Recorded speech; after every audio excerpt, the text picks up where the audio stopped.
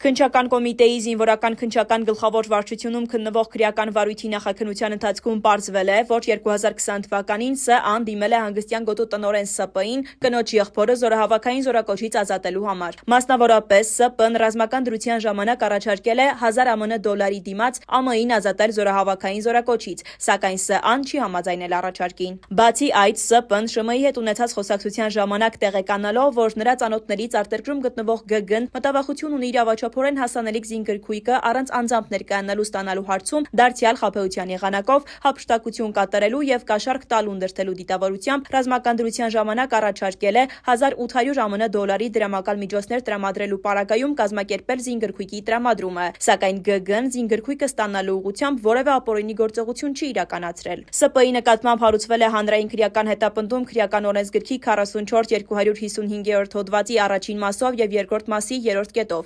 Խարդախության փորձը 46-44-436-րդ հոդվածի առաջին մասով, կաշառք տալու փորձին դրդելը, 2 դրվագ։ Քրեական վարույթը մեղադրական եզրակացությամբ ուղարկվել է հսկող դատախազին, այն հաստատելու եւ ըստ էության քննության առնելու համար դատարան ուղարկելու միջնորդությամբ։